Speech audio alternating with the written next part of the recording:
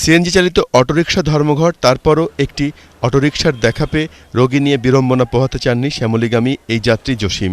শাহবাগ থেকে শ্যামলী যাবেন তিনি। ৫০ টাকা ভাড়ার জায়গায় ভাড়া দিচ্ছেন ২০০ টাকা।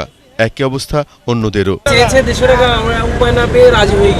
ভাড়া তো ভাই এটা দিতেছে, এটা আমাকে জিজ্ঞেস করা যে কথা আর না জিজ্ঞেস করা একই কথা।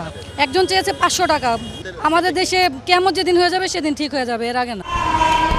ধর্মঘটের মধ্যে সিএনজি অটোরিকশা বের করে দ্বিগুণ তিনগুণ ভাড়া নিচ্ছে, অথচ মালিকের চাপে বের হবার কথা বলে আন্দোলনকারীদের কাছে সাধু সাধছেন এই চালকরা।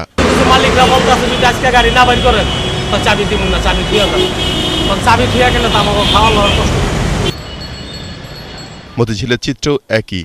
সিএনজি চালিত অটোরিকশা নেই, তাই ২০ টাকা ভাড়ার রিকশা ১০০ টাকা দিয়েও মিলছে না। যত দুর্ভোগ তো সাধারণ জনগণেরই ভাই। এখন তো রিক্সা ভাড়া ডবল, সিএনজি পাচ্ছি না, কিভাবে যাবো? প্রচুর কষ্ট হইতেছে আমাদের।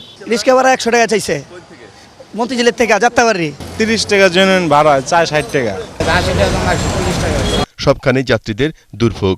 যাত্রীর দুর্ভোগ লাঘবের সুখবর হিসেবে সিএনজি চালিত অটোরিকশা মালিকরা ধর্মঘট প্রত্যাহারের অনুরোধ জানিয়ে বিবৃতি দিয়েছে। তবে চালকরা জানিয়েছে জমার টাকা না কমানো হলে তাদের ধর্মঘট চলবে। আরিফ হোসেন, এটিএন বাংলা, ঢাকা।